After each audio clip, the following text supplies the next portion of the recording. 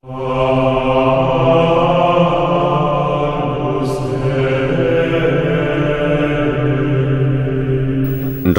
abril de 2005. El Papa Juan Pablo II ha fallecido.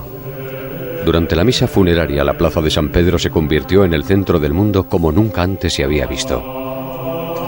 Hay que ser un papa muy venerable para reunir a cientos de miles de creyentes de los 5 continentes y necesitas dejar un legado como el del Papa Juan Pablo II para juntar a tantos jefes de Estado y líderes religiosos.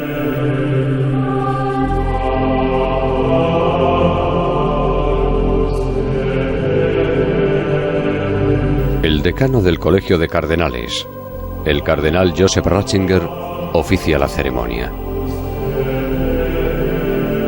En ese momento era un completo desconocido para el público.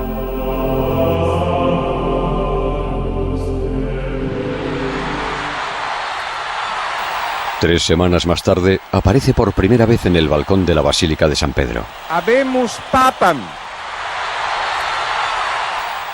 La gente se sorprende al ver a una persona desconocida en el balcón.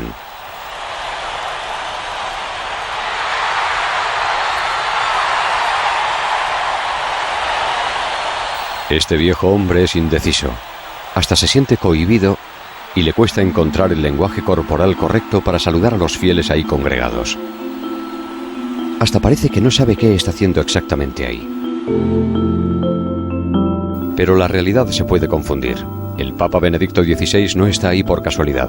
Tiene una agenda en mente y pretende llevarla a cabo.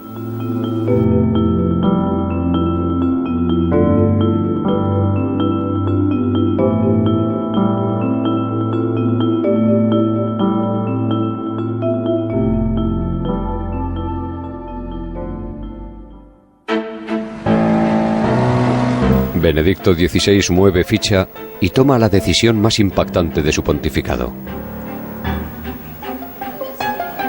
Esta es la iglesia de San Nicolás de Chardonnay, en París. Este es el pilar de los católicos fundamentalistas dirigido por la Sociedad de Pío X. En 1977, miembros de la Sociedad de San Pío X expulsaron al párroco y ocuparon la iglesia. Hay 200.000 fundamentalistas católicos en todo el mundo, la mitad de ellos en Francia, que abogan por la misa tridentina, también conocida como misa latina, y que simpatizaban con los partidos de extrema derecha. En esta iglesia se ofreció una misa tridentina de requiem por el eterno descanso del alma del colaborador de los nazis francés, Paul Touvier. El líder del grupo, el obispo Bernard Fellet, fue excomulgado recientemente. La decisión la tomó Juan Pablo II para castigar a los fundamentalistas por rechazar la autoridad del Papa.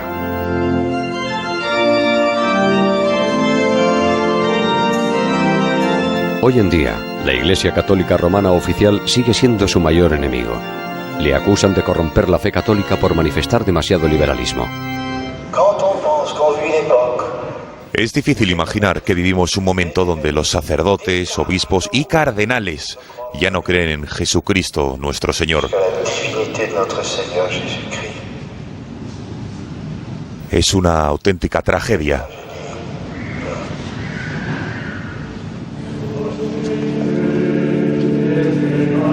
Ahora Benedicto XVI desea que estas ovejas negras vuelvan al seno de la Iglesia.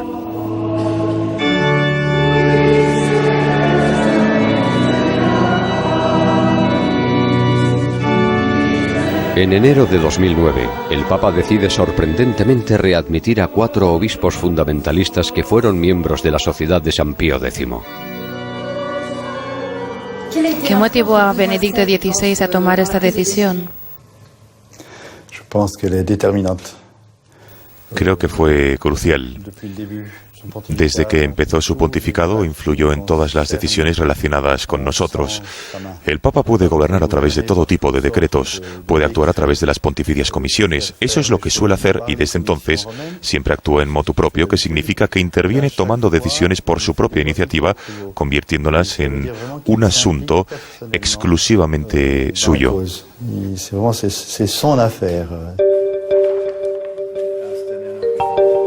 Un motu propio es un decreto papal firmado personalmente por el Papa para resaltar su interés por un tema, por tanto eludiendo a la administración del Vaticano.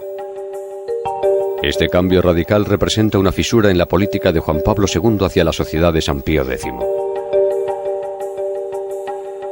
¿Por qué el Papa está tan interesado en estos fundamentalistas? Actualmente representan una gota en un océano creado por 1 billón de creyentes y 400.000 sacerdotes. ¿Por qué reabrió Benedicto XVI este delicado tema que ya estaba latente en las criptas de la Santa Sede?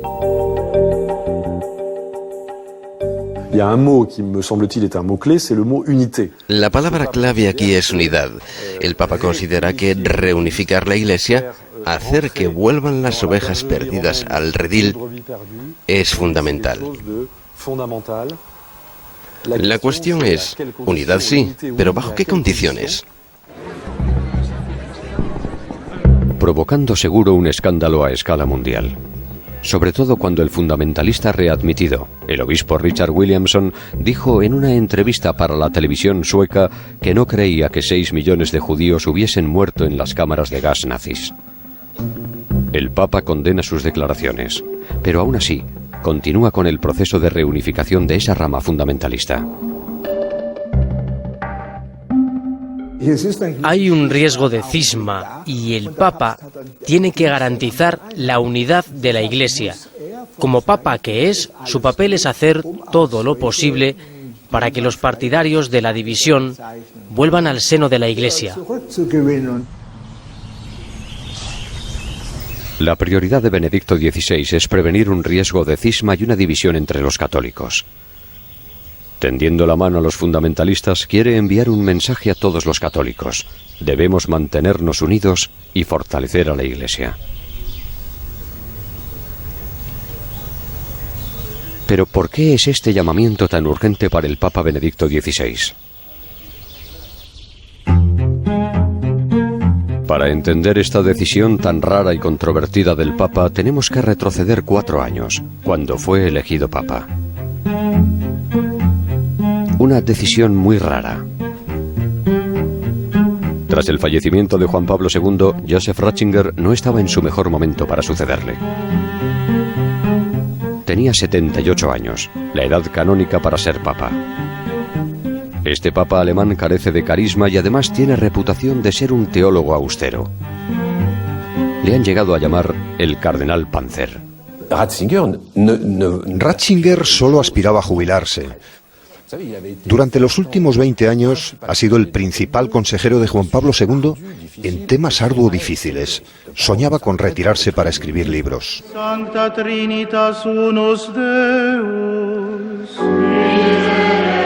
El 8 de abril de 2005, cuando el futuro Benedicto XVI era todavía el cardenal Ratzinger, 17 prelados de todas las nacionalidades se reúnen para elegir a un nuevo papa.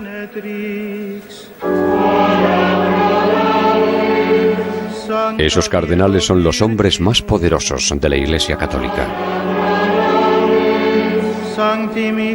Entre ellos se encuentra el influyente cardenal Casper, uno de los miembros más poderosos de la Curia Romana, del gobierno de la Santa Sede. Un cónclave no tiene nada que ver con una elección presidencial, donde hay varios debates. No hay debates en un cónclave. Cada cardenal medita y reza. Preferimos creer que es el Espíritu Santo el que nos inspira a cada uno de nosotros y el que nos permite escoger al siguiente Papa. Lo que nadie dirá es que la elección de Benedicto XVI tiene que ver en cierto modo con el Espíritu Santo. Justo cuando los cardenales asistieron a una gran misa solemne en medio de la Basílica de San Pedro, el destino de Ratzinger se decidió. Como deán del Colegio de Cardenales, tiene que hacer una homilía antes de empezar el cónclave. Suele considerarse un discurso convencional, pero Ratzinger le dio un giro y lo convirtió en un asombroso discurso alarmista. Califica las desviaciones de las enseñanzas tradicionales de la Iglesia como un engaño y un error. La barca de pensamientos de muchos cristianos siempre ha estado agitada por culpa de las olas, sacudida de un extremo a otro, desde el marxismo al liberalismo, al libertinaje, del colectivismo al individualismo radical, del ateísmo a un vago misticismo religioso. No piensa lo mismo que Juan Pablo II en su famosa frase, no tengáis miedo, sino al contrario. Estamos más bien ante alguien que piensa, oh Dios mío, vamos directos a la catástrofe. Se está creando una dictadura del relativismo donde no se reconoce nada como absoluto y que deja al yo y a sus deseos como medida definitiva.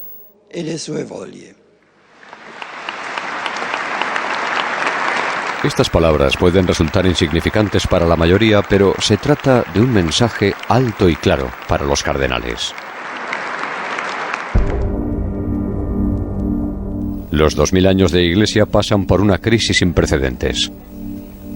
Está perdiendo terreno en la secularización del mundo moderno. Existe una crisis intensa de vocación por parte de los sacerdotes y los fieles están abandonando de forma masiva la Iglesia. Muchos cardenales compartían el mismo punto de vista de la mala situación de la Iglesia, pero no sabían cómo expresar públicamente esta realidad. Entonces fue cuando Ratzinger se armó de valor y asumió la responsabilidad de exponer públicamente la crítica situación de la Iglesia y anunció que teníamos que afrontarla con sinceridad. Ratzinger, con su firme reputación teológica, resultó ser el único indicado para luchar contra el declive de la Iglesia, el único capacitado para devolver las cosas a su sitio. Así que cuando iba a empezar el cónclave, la suerte está echada.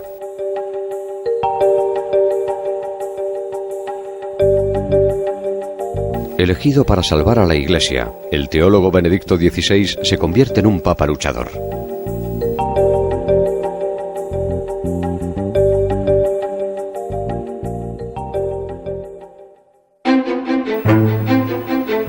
En la iglesia de San Nicolás di Chardonnay, el obispo fundamentalista muestra cierta satisfacción.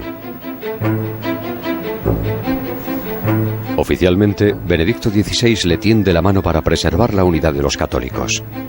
Pero, ¿es este el único motivo?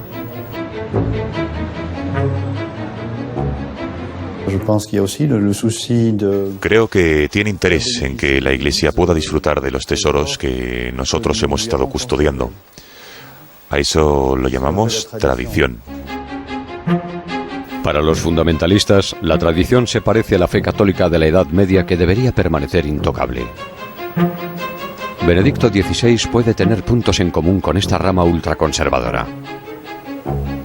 El antiguo asistente profesor de Ratzinger en la Universidad, Wolfgang Weinert, es posiblemente uno de los mejores amigos del Papa.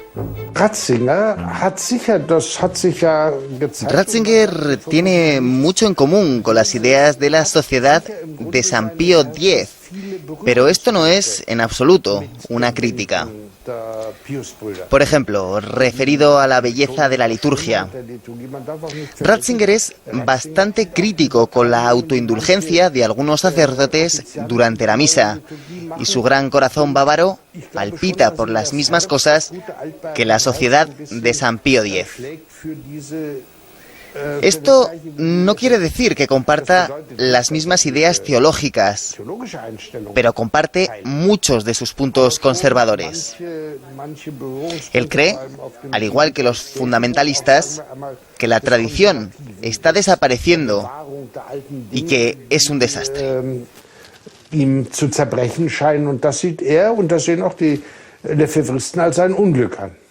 Uno de los objetivos de Benedicto XVI es volver a una iglesia más tradicional.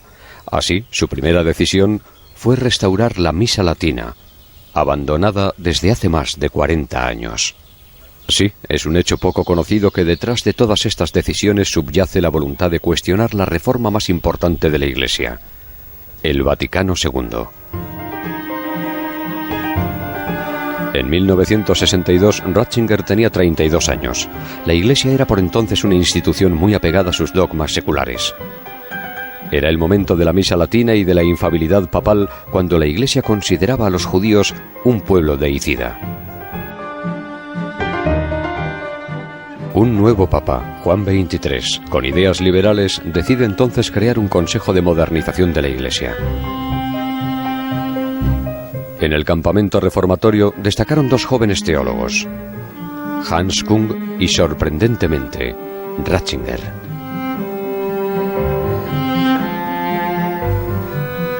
Hoy en día, el teólogo más turbulento de la Iglesia, Hans Kung, fue reprendido por el Vaticano en varias ocasiones. Josef Ratzinger y yo éramos los teólogos más jóvenes del Consejo. Nos llamaban los teólogos adolescentes. Pertenecíamos a un grupo que podía expresar nuevas ideas, mientras que antes todo estaba cerrado. Finalmente, nosotros logramos abrir la Iglesia. Después del Vaticano II, la Iglesia Católica se adapta finalmente al mundo moderno. Dialoga con otras religiones, acaba con la misa latina y se convierte incluso en algo más democrático. Pero más adelante, Ratzinger cambiaría de opinión. Por entonces es profesor de teología en la Universidad Alemana junto a su amigo Kung.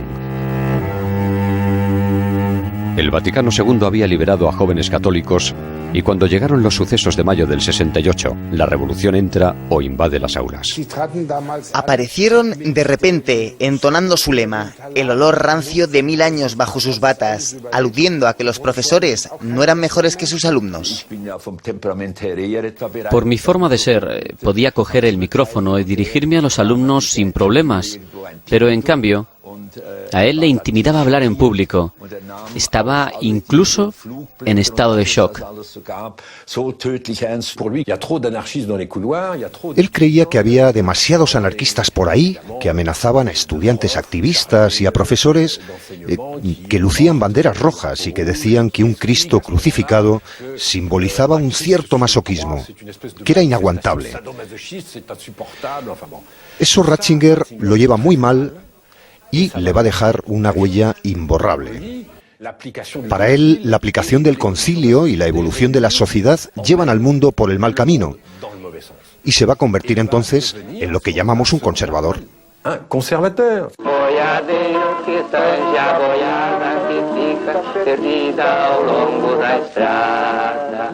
Los cambios radicales no solo afectan a los departamentos teológicos. En todo el mundo católico la liturgia cambia radicalmente. Los creyentes cuestionan la supremacía de los sacerdotes, se cuestionan los dogmas y se autoliberan de la moral de la Iglesia.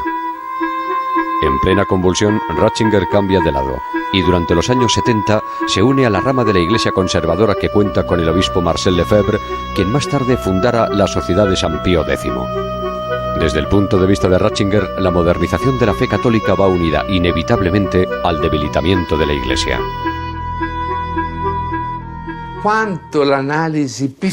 Su análisis pesimista sobre el mundo moderno conlleva a la rehabilitación de la idea de una iglesia enrocada en sus principios que pretende dictar el orden mundial y de arbitrar las suertes, de ser el único bote salvavidas de un mundo que naufraga de manera apocalíptica. Quiere restablecer la Iglesia Católica como un poder político. Aboga por el antiguo modelo de los primeros padres de la Iglesia y lo encuentra bastante coherente. Aunque sea un conservador, Benedicto XVI se distingue de los fundamentalistas. No es hostil ni a los progresos hechos por el Vaticano II ni al diálogo con otras religiones. A pesar de las críticas que hizo en Ratisbona sobre el Islam, él acepta que se vaya a rezar en esta mezquita de Estambul.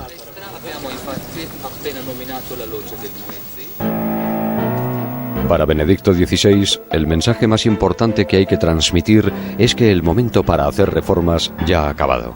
La Iglesia tiene que dejar ya de adaptarse al mundo moderno.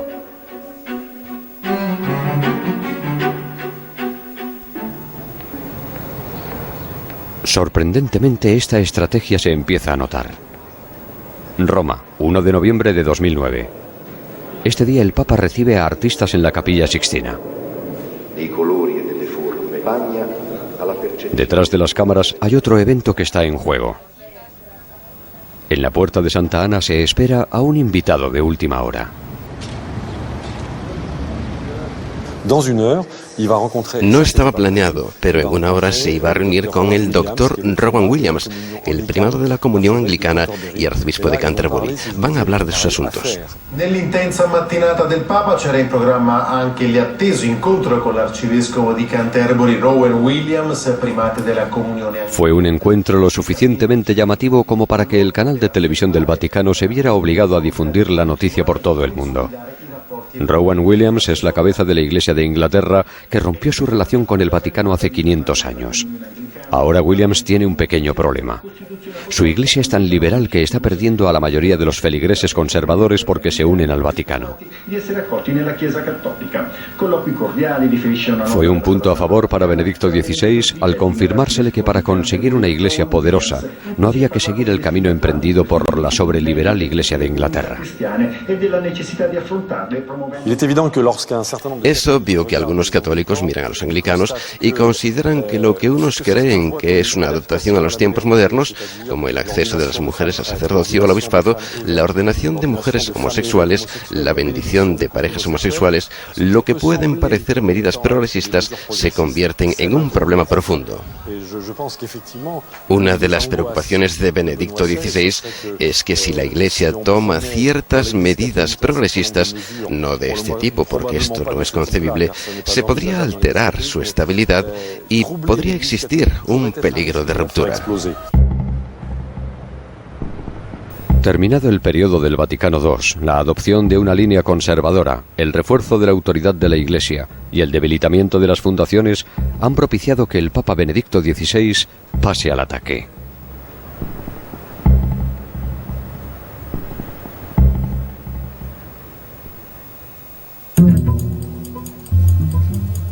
El Papa ha decidido lidiar con esta batalla en Europa.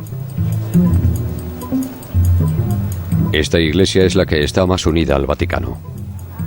A la hora de la misa está todo casi vacío. Se puede ver el declive de esta ceremonia religiosa. Las pocas personas que asisten a la iglesia son personas mayores. Los jóvenes europeos representan solo el 1% de los que asisten a misa regularmente el domingo. Hay 4 veces menos sacerdotes que en 1950 y están todos a punto de retirarse. Pero, sorprendentemente, este no es el principal problema del Papa.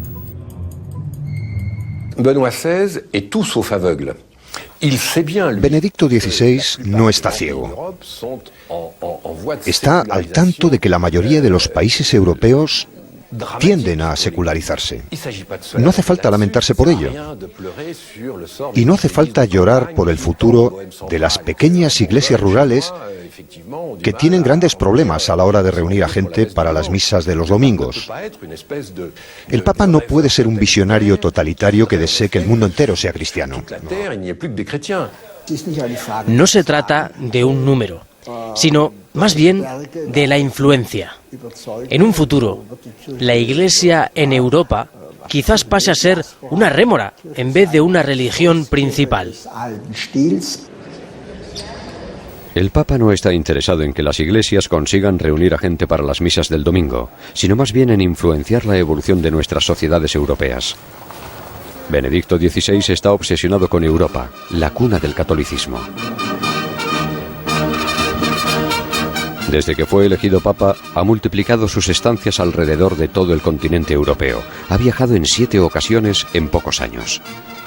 Cuando se reúne con jefes de Estado europeos, como en 2008 con Nicolas Sarkozy, no solo hablan de la Santa Trinidad.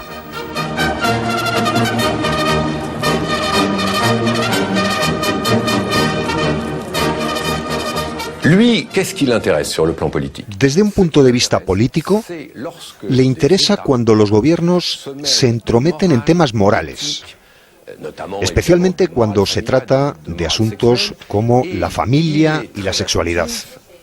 Está muy al tanto de las legislaciones de los países modernos en temas de divorcio, de aborto o de bioética. Así que da un paso al frente. Considera que la Iglesia puede opinar en estos temas y que además tiene que actuar por la defensa de la verdad.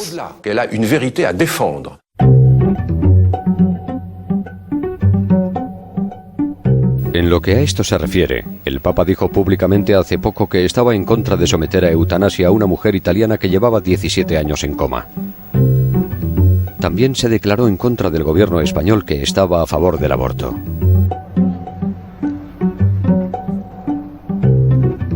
También entendemos por qué en 2006, justo después de ser elegido Papa, luchó incesantemente por incluir la noción de las raíces cristianas de Europa en la Constitución Europea.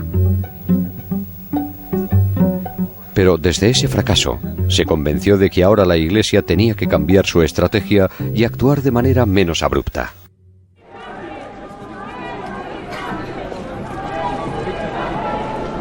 En septiembre de 2009 viaja a la República Checa. Fue un viaje programado.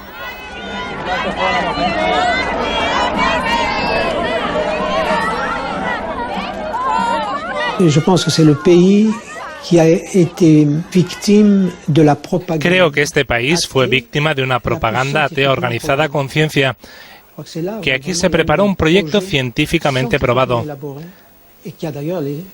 En este país, los creyentes, católicos o no, son una minoría muy escasa. Cuando acompañé al Papa a la República Checa, le hice una pregunta durante el viaje. Los periodistas podemos hacerle preguntas. Y le dije, en su opinión, ¿qué países? Pensaba en Francia, claro. ¿En qué países la Iglesia es una minoría? Y con esta situación, ¿qué puede hacer la Iglesia para contribuir eficazmente al bien común del país?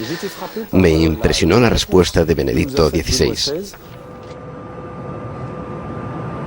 Diría que normalmente son las minorías creativas las que determinan el futuro. Así que la Iglesia Católica tiene que entender que es una minoría creativa. Aquí, una minoría creativa significa una minoría luchadora que sirve a una nueva reconquista. Al contrario que Juan Pablo II, Benedicto XVI no apuesta por encuentros masivos. Prefiere más bien que los católicos sean escuchados en sus países. Eficacia más que popularidad. Francia es ahora un experimento en esta nueva doctrina. Francia, la que solía ser la hija mayor de la Iglesia y el país más descristianizado de Europa Occidental. Durante su visita a París en 2008, Benedicto XVI hizo una parada en el barrio latino para la inauguración del Colegio de los Bernardinos, con la presencia de dos antiguos presidentes de la República Francesa y de la élite parisina. Allí, la Iglesia quiere ahora dirigirse a la élite intelectual y política. En vez de llenar catedrales, el objetivo es llenar salas de conferencias. Una demostración de presión católica.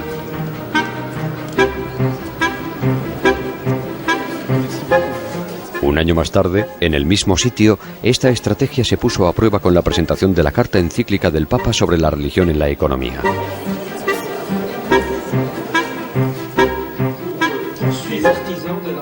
Unos 30 miembros del Parlamento, incluyendo un secretario de Estado, un jefe ejecutivo y hasta el líder de un sindicato, François Chérec, asistieron al evento. Señor cardenal, señor presidente, me gustaría decir que como secretario general de una organización secular, esta carta encíclica, al igual que las anteriores, no podrán ser cartas referenciales en mi organización, aunque tal y como ocurrió con la anterior, vaya a abrir ciertos debates, tanto en mi organización, la CFDT, como en círculos sindicales. Si Chérec parecía indeciso, el siguiente miembro del Parlamento recibió la carta encíclica favorablemente. La carta encíclica se publica durante una crisis en la que muchos decimos que la respuesta a esta crisis es material solo parcialmente. Puede existir una dimensión religiosa en esa respuesta o hasta una dimensión espiritual, una dimensión compartida o una dimensión de hermandad.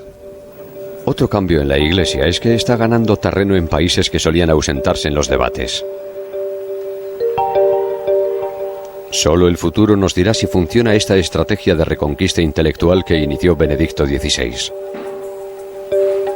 Aún así, mientras afrontamos una globalización preocupante, parece que estamos en consonancia con las sociedades europeas que van en busca de valores seguros. Hoy en día existe un nuevo fenómeno que consiste en reducir la religión cristiana a una simple identidad común. Que sea algo simplemente político, que la defensa de Europa se considere como algo cristiano, la defensa de la identidad de la nación. Y entonces esperamos que la Iglesia defienda este tipo de valores nacionalistas y que se convierta en algo así como una compañía multinacional que promocione lo sagrado, reafirmando de este modo un aislamiento del resto de la comunidad.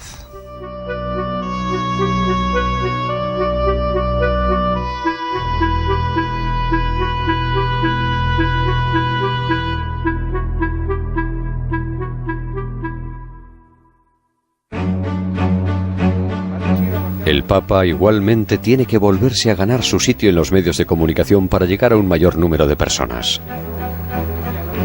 Y parece algo difícil vista la obsoleta política de comunicación del Vaticano. Aquí tratan a los periodistas como a rebaños. Rara vez logran ver a Benedicto XVI en persona. El Papa no acepta entrevistas. Tienes que respetar las reglas que te imponen. Desgraciadamente, nunca puedes conseguir exclusivas. Forma parte de la historia del Vaticano, mantener el misterio, y son muy buenos en ello. Una política estricta de comunicación en una institución centralizada, sobre todo cuando se trata de hablar con una persona única en el mundo. Frédéric Mounier lo vive cada día. El Papa no quiere tener que justificar sus decisiones a los periodistas. Creo que tenemos que olvidarnos de que el Papa es un académico, es un erudito alemán. Por definición, un erudito alemán tiene un estatus específico que significa que su mundo tiene mucha influencia. Su mundo es lo único que importa. El tono monótono de su voz es un buen ejemplo de ello. Cuando Benedicto XVI quiere que su mensaje llegue a los medios, aprovecha sus viajes oficiales. Pero normalmente sus palabras crean controversia o hasta un escándalo.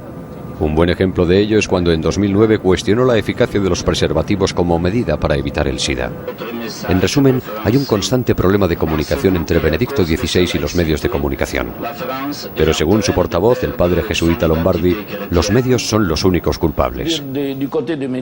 Los medios de comunicación deberían estar predispuestos a entender lo que la otra persona dice. Si queremos de verdad entender las palabras del Papa, lo hacemos sin problemas. Fijándote en la complejidad de su respuesta, puedes entender el significado de sus palabras. Pero si cambias una palabra y la conviertes en una noticia sensacionalista, estás creando tu propia respuesta. Aquí difundimos un discurso y esperamos que esas palabras sean escuchadas, estudiadas y propagadas a las misas. No esperamos que el discurso se cuestione, a no ser que se trate de nuestros adversarios. Así que las críticas son algo misterioso e inesperado para él. Creo que la Santa Sede no ha estudiado la situación de la actual opinión pública en nuestro mundo y en nuestra Iglesia. La opinión pública no es una misa o un asunto inerte donde el que habla puede cambiar lo que dice como y cuando quiera. Enfrentada a los malintencionados periodistas, existe también un medio que la Iglesia percibe como el dorado: Internet. Para modernizar su comunicación, el Vaticano ha decidido contar con Internet. Este obispo irlandés fue contratado recientemente para mejorar la imagen dañada del Papa. Así, el Papa acaba por tener una cuenta en Facebook y un enlace de iPhone. Hay incluso un PapaTube, que es la televisión en línea del Papa a través de YouTube. El objetivo es acabar con esas cabezas malintencionadas de los periodistas. El actual Papa es de alguna manera más reservado, tímido, pero lo mejor de este Papa es que es el mismo. Muchos de sus esfuerzos van dirigidos a pensar en qué es lo que tiene que decir, más que en sus próximos eventos. Es el contenido lo que le importa, y creo que esto lo que permite es que los jóvenes se impliquen directamente con sus palabras y no con aquellas meditadas por un periodista, un comentarista o por la opinión de un escritor, sino que se involucran directamente con sus palabras. ¿Le ha enseñado su página web al Papa? ¿Cómo reaccionó? No se la hemos mostrado directamente. Tal y como funcionan aquí las cosas, tendríamos un tipo de permiso para trabajar en un proyecto así y sabemos que luego oiríamos que la gente está contenta con lo que hemos hecho, pero no podría decir que haya habido una interacción directa. Es difícil trabajar en la comunicación del Papa cuando el mismo Papa no se preocupa por su imagen. Lo que le importa en primer lugar es la propia institución, luego quizá los creyentes y muy en último lugar la opinión pública.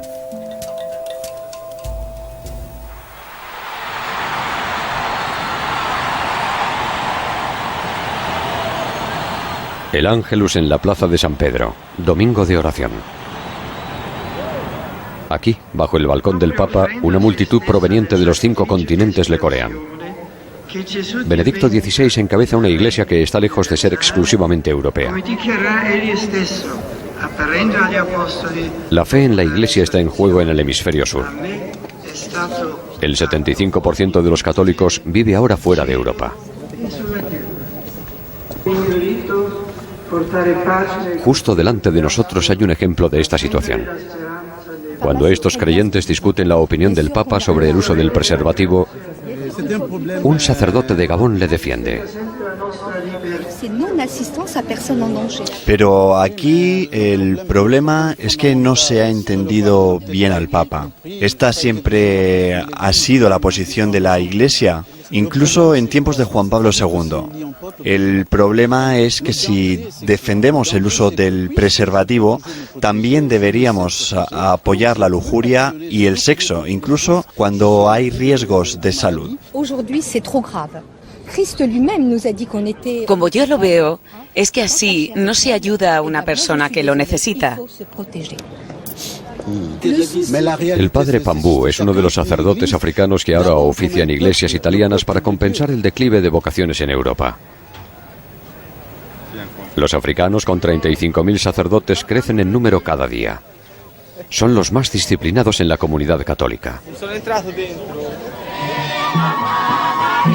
Aún así, cuando se encuentra bajo los ornamentos de la Basílica de San Pedro con la ocasión del Sínodo africano, Benedicto XVI no parece estar cómodo con estos católicos. Obsesionado por su tan querida Europa cristiana, el hemisferio sur no es su prioridad.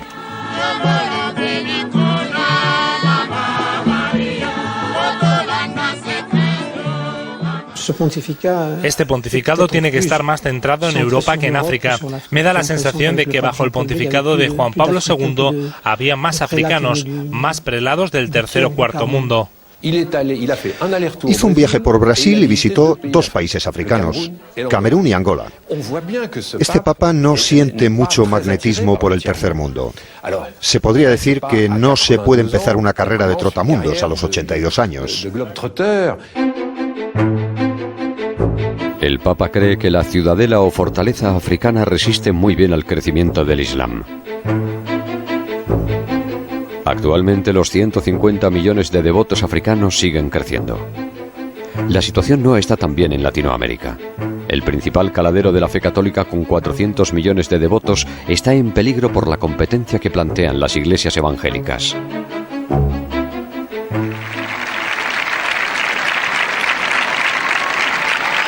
El Papa tiene una estrategia para solucionar este problema.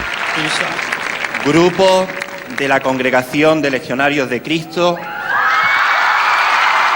Contar con estos jóvenes miembros de la Legión de Cristo.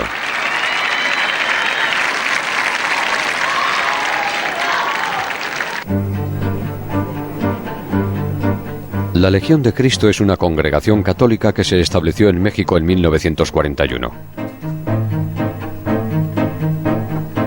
Ahora cuenta con 66.000 miembros alrededor de todo el continente americano. Presente en todas las áreas de la sociedad, los legionarios compiten con los evangelistas, una denominación protestante muy proselitista. De hecho, usan el mismo método, una comunicación agresiva. A través de sus canales de televisión y emisoras de radio, a través de sus universidades, construyen un imperio que tiene el doble de presupuesto que el del Vaticano. Además de ser eficiente, son soldados fervientes para servir al Papa y están en perfecta armonía con su línea conservadora.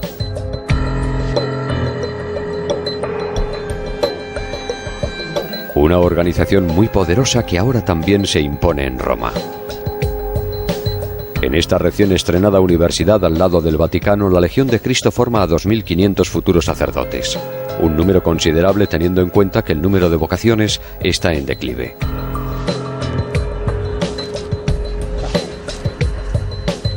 En señal de reconocimiento, al comienzo del año escolar, el Papa les ha enviado a su mejor cardenal, Tarcisio Bertone, posicionado en segundo lugar en la sede oficial de la Santa Sede.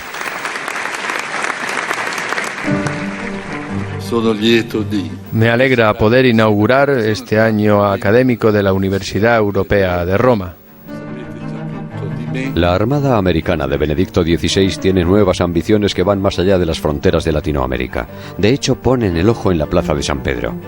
Y cuando el Nuevo Mundo juega a las batallitas, es cuando unos miran con mal ojo a esta nueva institución romana.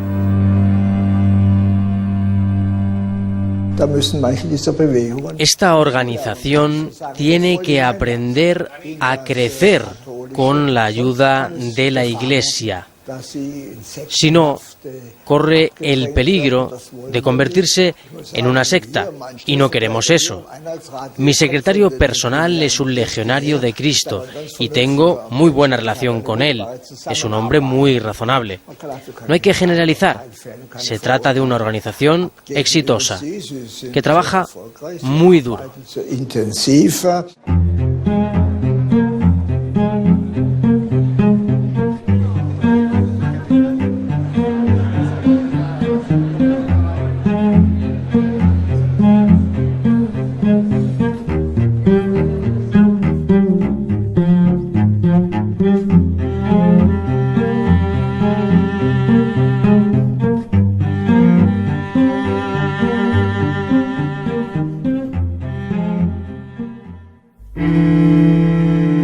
Cinco años más tarde de su elección, Benedicto XVI ha ganado muchos puntos, pero también ha perdido algunos adeptos dentro de su propia Iglesia. En Francia, el 43% de los católicos desea que se retire. Sus decisiones se cuestionan. Por ejemplo, cuando en diciembre de 2009 sugirió la canonización de Pío XII, aquel papa que se quedó en silencio cuando los judíos fueron masacrados por los nazis. Para Benedicto XVI, lo que importa no es tanto el hecho de rehabilitar una figura, sino confirmar que la Iglesia, hoy en día, no se equivoca y que nunca se ha equivocado en el pasado. A través de Pío XII defiende a todos los papas y no le importa si esto sorprende a algunos.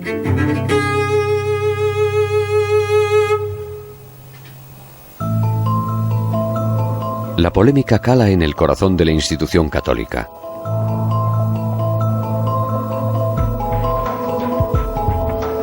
Estamos en la iglesia de Saint-Marie en París, lejos de la grandeza o esplendor del Vaticano. Aquí el sacerdote que prepara el servicio de la iglesia se pone al nivel de los devotos y practica rituales más colectivos. Encarna una fe católica, liberal y abierta que representa a la mayoría de Francia y que actualmente se siente amenazada por la nueva autoridad de Benedicto XVI. Así que hoy, este sacerdote no duda ni un segundo en hablar abiertamente sobre ello.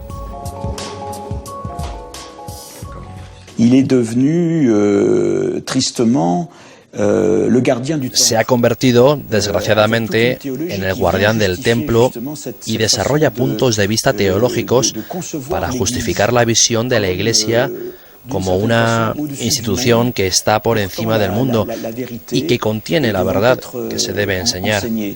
Es importante entender su peculiar relación con el conocimiento y criticarlo de algún modo. En Francia o en Alemania, los obispos locales han intentado protegerse de las últimas decisiones tomadas por el Papa. Il m'arrive d'avoir des confidences d'évêques et qu'est-ce que j'entends?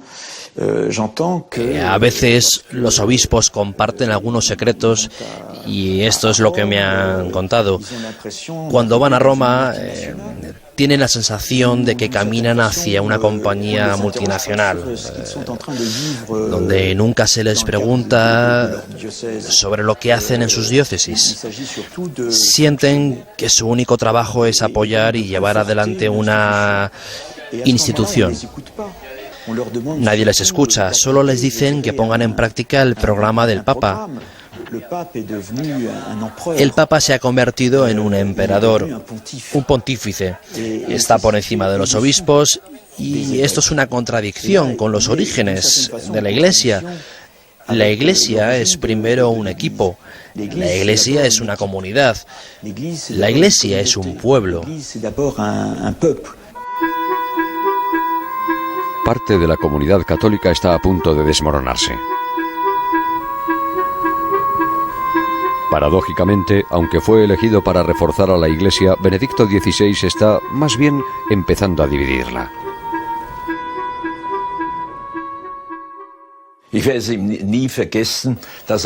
Nunca olvidaré cuando se reunió conmigo durante más de 4 horas en Castel Gandolfo.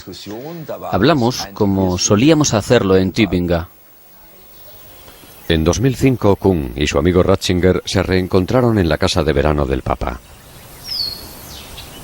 Después de una discusión que les mantuvo separados durante 25 años, esta era la primera vez que se volvían a ver. Defienden dos visiones radicalmente opuestas de la Iglesia. Él puede decir que está abierto a discutir, pero forma parte de un sistema que no quiere cambiar. Rezamos por él, le alabamos, le besamos la mano. Cuando una persona representa cada día a Dios en la tierra, es muy difícil cambiar algo. Siento que no logré cambiar nada. Creía que lo haría, pero veo que es demasiado duro para él.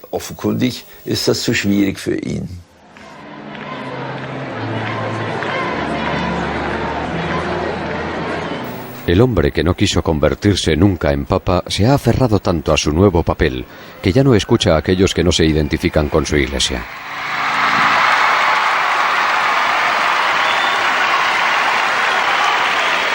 Puede dirigir la Iglesia con mano de hierro, como un líder solitario de la Iglesia que cuenta con 1 billón de devotos todos diferentes. O puede correr el riesgo de dejar que todas las voces sean escuchadas en la comunidad, incluidas las conflictivas. Pero Benedicto XVI ya ha tomado una decisión.